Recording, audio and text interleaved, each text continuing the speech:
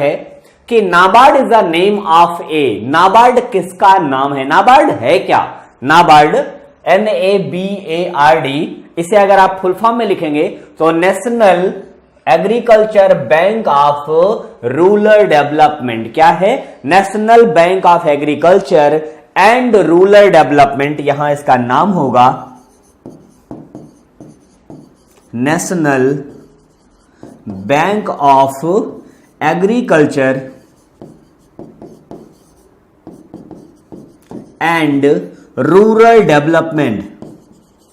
Rural development, clear? ये है इसका पूरा नाम और इसकी स्थापना की गई है 12 जुलाई। कब? 12 जुलाई 1982 ईस्वी में इसकी स्थापना इसलिए की गई क्योंकि रिजर्व बैंक पे लगातार जो है भार बढ़ता जा रहा था बैंकिंग का, और एग्रीकल्चर सेक्टर उसके लिए एक जो है दबाव बना था, और इसी दबाव को कम करने के लिए एक समिति बनाई गई जिसका नाम है शिवराम समिति। कौन सी समिति है? शिवराम समिति। और इसी शिवराम समिति की सिफारिश पर 12 जुलाई 1982 को कृषि के सहायक विशिष्ट बैंक की स्थापना की गई। तो इसका राइट आंसर होगा कृषि की सहायक ये विशिष्ट बैंक है। 12 जुलाई 1982 को स्थापित हुई और किस कमेटी की रिकमेंडेशन पर? वो कमेटी है शिवराम समिति। तो ये दोनों क्वेश्चन पूछे गए हैं, फुल फॉर्म भी पूछा जाता है। अगला क्वेश्चन होगा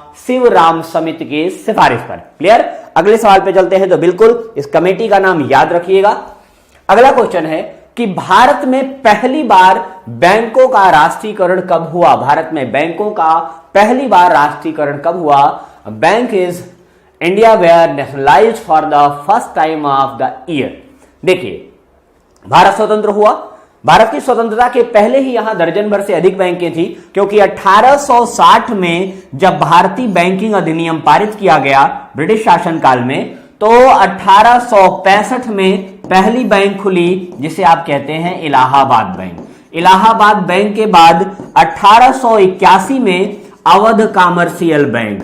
ठीक, ऐसे करके लगातार बैंकें खुलती गई और इन बैंकों की स्थापना का सिलसिला चलता रहा। भारत आजाद हुआ। आजाद होने के बाद भी इन बैंकों पर भारतीय जनता को पूरी तरह भरोसा नहीं था, तो भारत सरकार ने इसके लिए एक जो है विशेष योजना बनाई कि 19 जुलाई और सन है 1969 में 14 बैंकों का राष्ट्रीयकरण किया। कितनी बैंकों का राष्ट्रीयकरण किया?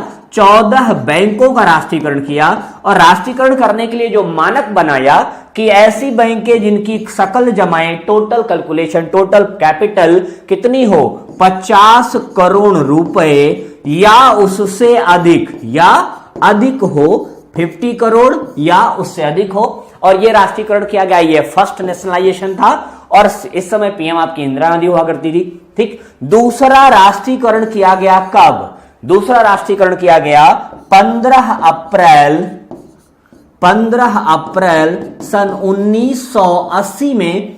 इस राष्ट्रीयकरण के दौरान चौथी पंचवर्षीय योजना सक्रिय थी और 1980 में राष्ट्रीयकरण किया गया। यहां पर 14 बैंकों को किया गया था और यहां पर 6 बैंकों का राष्ट्रीयकरण किया था। 2 बार राष्ट्रीयकरण हुआ। यहां पर 50 करोड़ मानक था और यहां पर मानक था 200 करोड़। कितना? 200 करोड़। तो यहां पर राइट आंसर होगा 1969। क्लियर?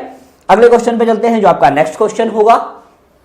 क्वेश्चन है, भारत में निम्नोक्त में से कौन सबसे बड़ा नियोक्ता है? मतलब which of the following is the largest employer in India? सबसे ज्यादा रोजगार देने वाला संस्थान कौन सा है इसमें से? तो भारत का खाद्य निगम FCI की बात हो रही है, या पोस्टल एंड टेलीग्राफ डिपार्टमेंट डाकतार विभाग, ठीक, इंडियन रेलवे और भारतीय इस्पात प्राधिकरण SAIL सेल की बात हो रही है, ठीक, steel authority of India limited. तो इन चारों में से एक ऐसी संस्थान है जो लगभग 13.08 लाख लोगों को रोजगार देता है। क्या देता है? भारत में 13.8 लाख लोगों को रोजगार देता है और यह दुनिया का 8वां सबसे बड़ा, 8वां विश्व का, कहां का, विश्व का 8वां विश्व का सबसे बड़ा नियोजक है। और इस संस्था की स्थापना हुई है 8 मई 1845 में। कब? 8 मई 1845 को इसकी स्थापना की गई है। यह संस्था है भारतीय रेल। जी हां, भारतीय रेल जो दुनिया का चौथा सबसे बड़ा जो है रेल नेटवर्क है। स्थापना 8 मई 1845 को हुई और 13,08,000 लोगों को यह रोजगार देता है और दुनिया का 8वां सबसे बड़ा नियोक्ता है, सबसे बड़ा एम्प्लॉयर है। क्लियर? अगले क्वेश्चन पे चलते हैं जो आपका अगला सवाल होगा। यह सेशन का चौथा सवाल है। महालनोबिस मॉडल का संबंध किस पंचवर्षीय योजना के साथ जोड़ा गया है? Mahalanobis model has been associated with which 5-year plan? तो आपके यहां पंचवर्षीय योजना बनाने का काम दिया गया था प्लानिंग कमीशन को, जो 15 मार्च 1950 को स्थापित हुआ और इसने 1 अप्रैल 1951 से पहली पंचवर्षीय योजना चलाई। कब तक? ये 56 तक चली। और दूसरी पंचवर्षीय योजना ये 1956 से 61 तक चली। तो इसी पंचवर्षीय योजना के समय आपका मॉडल बनाया मिस्टर पीसी महालनोबिस ने। पीसी महालनोबिस साहब ने। तो ये जो दूसरी पंचवर्षीय योजना थी, ये टोटल के टोटल किस पे? भारी उद्योगों पर बल दी, भारी उद्योग लगाने पर बल दिया इसने। और 3 इस्पात जो है संयंत्र लगाए गए। वो तीनों इस्पात संयंत्र कहां कहां लगाए गए? वो 3 इस्पात संयंत्र लगाए गए राउरकेला जो उड़ीसा में है, दूसरा लगाया गया भिलाई और तीसरा लगाया गया दुर्गापुर। ये 3 जो है इस्पात संयंत्र, ये स्टील की कंपनियां इस्पात संयंत्र लगाए गए।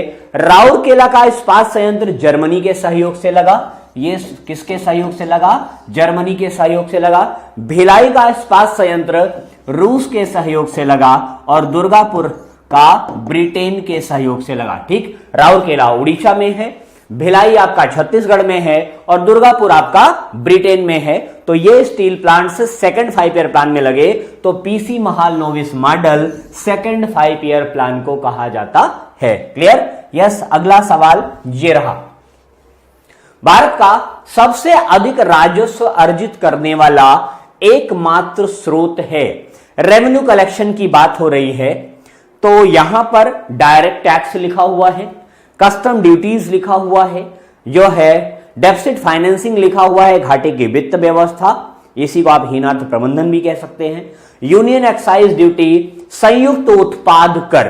तो इन 4 करों में सबसे ज्यादा इनकम अर्जित करने वाला संसाधन है आपका यूनियन एक्साइज ड्यूटी। जी हां, ये भारत में जो भी वस्तुएं निर्माण की जाती हैं उन पर लगाया जाने वाला कर है। तो किस पर लगता है ये? भारत में जिन वस्तुओं का निर्माण होता है तो निर्माण पर लगने वाला कर है ये। और ये एक प्रकार का कैसा कर है? ये एक प्रकार का अप्रत्यक्ष मतलब इनडायरेक्ट। कैसा? इनडायरेक्ट टैक्स है। ठीक, इनडायरेक्ट टैक्स है ये। तो ये सबसे ज्यादा इनकम देता है भारत सरकार को इन सारे करों में। क्लियर? अगले सवाल पे चलते हैं जो आपके लिए ये रहा। भारतीय रिजर्व बैंक ने लेखा वर्ष की अवधि क्या है? सामान्यतः आपका जो फाइनेंशियल ईयर है, फाइनेंशियल ईयर आपका क्या है? 1 अप्रैल से लेकर के 31 मार्च तक। कब तक? 31 मार्च तक। क्लियर? यह आपके सरकार का फाइनेंशियल ईयर है। लेकिन जो ऑडिट ईयर होता है आरबीआई का, ठीक, ये इसका जो है अकाउंटिंग ईयर या ऑडिट ईयर कह ले, अकाउंटिंग ईयर क्या कब से माना जाता है? जो आपका कृषि वर्ष है। सेम इसी पैटर्न पे आपका कृषि वर्ष चलाया जाता है। तो कृषि वर्ष प्लस आपका अकाउंटिंग ईयर आपके आरबीआई का ये आता है 1 जुलाई से लेकर के ये 30 जून तक। कुछ लोग 31 जून भी सोच रहे होंगे। जी नहीं भाई लोग, जून में 30 का ही महीना है, 31 नहीं होता। कभी कभी ऑफलाइन क्लास में मैं पूछ लेता हूं तो बच्चे बताते हैं सर, क्योंकि उसके पहले मैं ये चीज बता के देता हूं। ये चीज बता के जब किसी से पूछिए तो सीधे बताता है 1 जुलाई से 31 जून, जी नहीं 30 जून, और पेपर में भी ये 31 जून कभी कभी लिखता है। तो बिल्कुल भी कंफ्यूज नहीं होना आपको। अगला सवाल, अंतरराष्ट्रीय समुद्र में भारतीय मछुआरों द्वारा पकड़ी गई मछलियां निम्न में से किसकी जीडीपी, जीडीपी मतलब ग्रास डोमेस्टिक प्रोडक्ट या सकल घरेलू उत्पाद कहा जाता है, किसकी जो है किसका हिस्सा होंगे, किसकी जीडीपी का।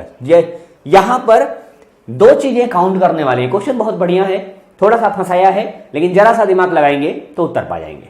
यहां पर किसी देश का नाम नहीं लिखा है, किसी भी देश का नाम नहीं लिखा है, कहा है अंतरराष्ट्रीय समुद्र में। अब अंतरराष्ट्रीय समुद्र कहां से शुरू होता है ये भी बताएंगे, और यहां दूसरी लाइन है कि भारतीय मछुआरों द्वारा। तो आपका जो ये प्रायद्वीपीय भारत है, यहां पर अंतरराष्ट्रीय समुद्र शुरू होता है 200 नॉटिकल मील के बाद। कब? 200 नॉटिकल मील के बाद की जो रेखा है वो कहलाती है अंतरराष्ट्रीय समुद्र जोन की रेखा। तो आपकी सीमा रेखा से 200 नॉटिकल, यहां पर अनन्य आर्थिक जोन है आपका जो है इकोनॉमिक एरिया है। यहां पर जो होगा वो तो जीडीपी का हिस्सा होगा ही, लेकिन उसके बाद जो भारतीय मछुआरे मछली पकड़ेंगे वो भारत की जीडीपी का हिस्सा होगा, किसी और देश की जीडीपी का हिस्सा वो नहीं होता। That is the part of Indian GDP, भारतीय जो है सकल घरेलू उत्पाद का अंग है वो। क्लियर? अगले क्वेश्चन पे चलते हैं। नेक्स्ट क्वेश्चन जो आपका 8वां सवाल होगा, ग्रामीण निर्धनता को दूर करने के लिए पूरा मॉडल के पक्ष का समर्थन किसने किया था? Who awarded the adoption of पूरा model to rural poverty? Clear? यहां पर पूरा का मतलब क्या है? सबसे बड़ी बात यही है, ठीक? यहां पर पूरा का मतलब है providing of urban facility of rural area, मतलब ग्रामीण क्षेत्रों में शहरी क्षेत्रों की सुविधा उपलब्ध कराना। ये जो फैसिलिटी है इसकी बात सन 2003 में की गई और 26 जनवरी के दिन की गई। कब? 26 जनवरी को की गई, और 26 जनवरी को आपके देश को संबोधित करते हैं आपके राष्ट्रपति। कौन? आपके राष्ट्रपति संबोधित करते हैं। तो 2003 में आपका राष्ट्रपति कौन था? एम खुसरो साहब कभी राष्ट्रपति बने नहीं, एमएस स्वामीनाथन और मौलाना अब्दुल कलाम आजाद भी कभी राष्ट्रपति नहीं बने। तो भारत के पूर्व मिशन जो है राष्ट्रपति स्वर्गीय एपीजे अब्दुल कलाम, या भारत के मिसाइल मैन कह लीजिए ने, इन्होंने पूरा मॉडल की घोषणा की थी। लेकिन दुर्भाग्य है हमारे देश का कि आज तक यह मॉडल भारत सरकार ने नहीं अपनाया, आज तक यह पेंडिंग में ही है। क्लियर? अगले सवाल पे चलते हैं जो आपका 9वां सवाल होगा, सामुदायिक विकास कार्यक्रम का प्रारंभ कब किया गया था?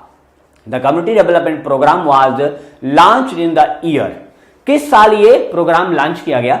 बेसिकली स्वतंत्रता के बाद समाज के सभी वर्गों को बराबरी पर लाने के लिए भारत सरकार ने यह प्रयास किया, और भारत के पहले प्रधानमंत्री पंडित जवाहरलाल नेहरू ने यह प्रोग्राम लागू किया। कब?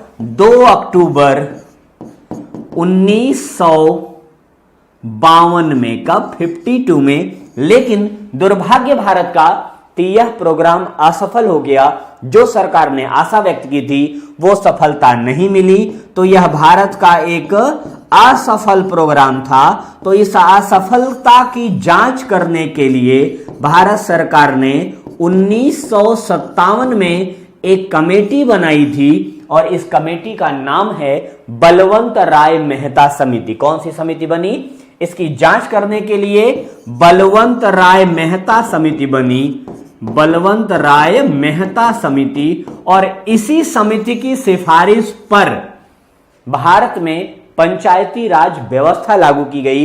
इन्होंने रिकमेंड किया था कि अगर आपको यह कार्यक्रम सफल बनाना है तो लोकल लोगों को सरकार से जोड़ना होगा, और जोड़ने का सबसे बढ़िया तरीका बताया पंचायती राज व्यवस्था। तो ये 2 अक्टूबर 1952 में लागू हुई थी। तो आपका राइट आंसर होगा 1952। क्लियर?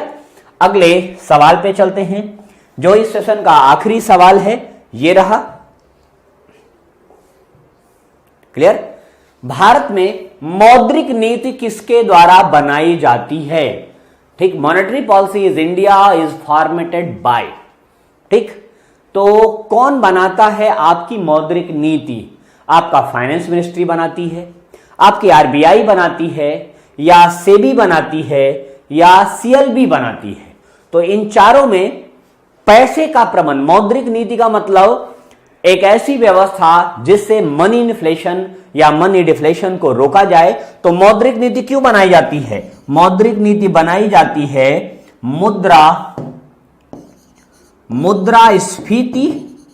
मुद्रास्फीति और संकुचन को रोकने के लिए, और इसको रोकने और इसको बढ़ाने की जिम्मेदारी दी गई है आपके यहां आरबीआई को, रिजर्व बैंक ऑफ इंडिया को। अब बात कर लेते हैं आरबीआई ये काम कैसे करता है। तो आरबीआई इसके लिए जो नीतियां अपनाता है उसके तहत वो bank rate, repo rate, reverse repo rate और कैश रिजर्व रेशियो और स्टैट्यूटरी लिक्विडिटी रेशियो, इनको अप डाउन करता है, इनकी दरों में परिवर्तन करता है, और साथ साथ ओपन मार्केट वर्क भी करता है। वैसे रिजर्व बैंक किसी बैंक का खाता नहीं खोलता, ये सेपरेट बैंक है, गवर्नमेंट का बैंक है, बैंकों का बैंक है, लेकिन इन्फ्लेशन और डिफ्लेशन को कंट्रोल करने के लिए यह ओपन मार्केट वर्क भी करता है। और यह ओपन मार्केट वर्क जब करता है तो प्रतिभूतियों को सामान्यतः बाजार में बेचता है। तो यह आरबीआई जो 1935 में स्टेबल हुआ और 1949 में इसका राष्ट्रीयकरण किया गया, यह आरबीआई भारत की मौद्रिक नीति बनाता है। तो इसका राइट आंसर क्या होगा? आरबी